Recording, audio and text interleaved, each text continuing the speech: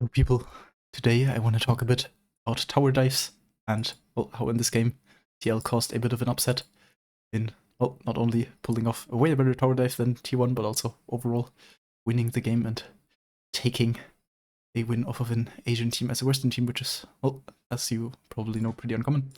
So let's observe the game and see how we get to our situations of dives later on and the things that T1 misplay as well as the things that TL do well. So firstly, we can notice Yeon and CoreJJ are moving to the top side for a lane swap, and they get spotted pretty late. As you can see here, T1 have a ward that is only now spotting them at 115, and as soon as they see this, Zeus knows, oh shit, I kinda gotta leave because I can't really farm against these guys, right? So he does the typical thing that we have seen in plenty of lane swaps before, with the Vayne mostly, where you just run mid lane and try to get a bit of a chunk on the enemy mid laner. So in this case, APA, see, he gets the chunk, but doesn't really lead to that much more. So now's the question, what are T1 supposed to do, right? From owner's POV is like he wanted to pass top, but now it's like, okay, I kind of want to make sure I get some of my top caps at least because, well, they could technically be invading here, right? Because they just have full topside control. So he wants to make sure he doesn't lose too much there. And then the question becomes, what is Zeus gonna do? Because Zeus can't really stay top. He might get dove by UMT and then the TL bot lane. So he thinks to himself, yo, I'm just gonna run bot lane and then we can look to dive this Jax maybe. And so T1 end up pushing waves.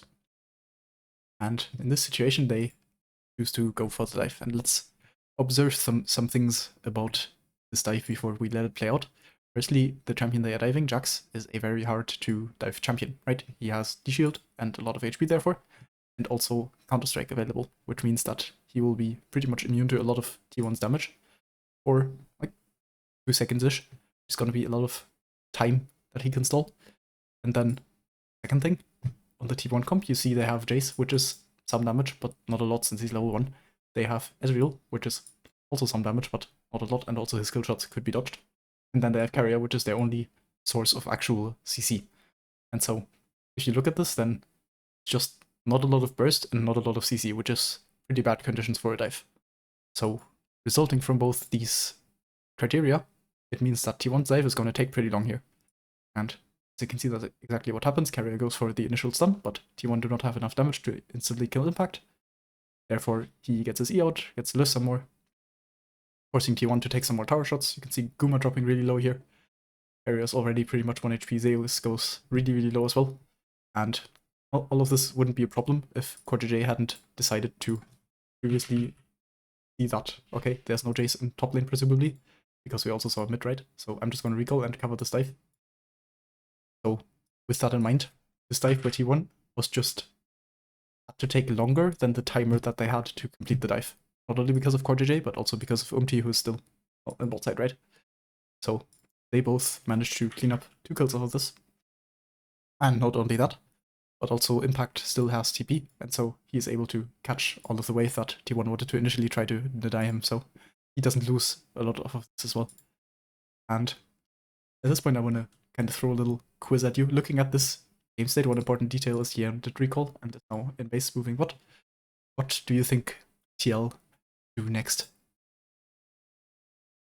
Yeah, if you pause, the answer is, well, they now have a slow push on bot, as well as they still have numbers, right? They have Impact, who is still bot lane, and, well, he could be going top lane, in the assumption that he would have to catch his wave. And also, if you look at how Impact plays, that's exactly what he tries to make T1 think. You can see here is he's like channeling recall, then cancelling it, back to like taking what wave. He's about to like channel his recall again, probably in a very conscious attempt to mind control T1. See, now after his fake recall, he goes into fog, making people think, yo, I'm resetting, I'm going top like any sane human would, and surely I will not stay bot lane and dive this poor little Ezreal with my Seju and Rakan. No, whoever would do such a horrible thing. And, well, on this dive, let's examine the same criteria again that we did previously on the T1 dive. So, firstly, TL have a lot more CC. They have Rakan knockup, they have a Seju stun and knockup, and they have a Jax stun, for a total of about 4 seconds or so CC, I would say. And then, secondly, they also have a lot of burst. Zeri, level 3 now, known for being pretty bursty champion. Seju also has good burst. All of these champions just provide a lot of base damage at this point. And as for the other one, the champion they are diving this time is Ezreal, which, well, is a lot squishier than Jax, right? Not just because he doesn't have the E, but also because he is ranged, so he will naturally have lower resistances, lower HP. So overall, just a lot easier to lock down and kill. And if you look at the map state, then you can even see that owner and carrier are a lot closer to covering the dive than JJ and Umti were in the previous clip.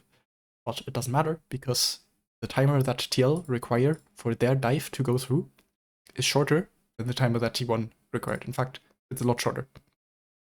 And so, you can see here, T1 even kinda turn around instantly once they see it, but Guma just gets completely bombed, and there's nothing he can do. Also because he lost the summoners on the previous dive already, and then T1 are here to try to clean something up, but they just don't have any damage left. And so, when you dive next time, try to take a look at these criteria. So first, how's our damage plus CC spread? And then secondly, how hard to dive is their champ? And thirdly and lastly, how much time do we need? And then this timer is what at the end of the day decides if you can dive. Because imagine if on the T1 dive, Umti had actually been in T1's topside jungle. In that case, they could have gone through with the dive, right? Because no one's there to actually clean them up. And, well, they have all the time they need. It's just a matter of how much time do you need and do you have it. And in this case, TL did not need a lot of time, and they had not a lot of time, but still enough. And T1 needed a lot of time and did not have a lot of time. So next time you dive, try to look at these three factors and figure out if you are fast enough. Yeah, I hope you learned something. As already said, TL go on to win this game pretty convincingly, taking a game off of a Korean team as an A team, which is very unusual, so big congrats to them. And if you have any feedback, me, I would like to see anything in particular, do put it in the comments. I will be reading those. And yeah, I will see you next time.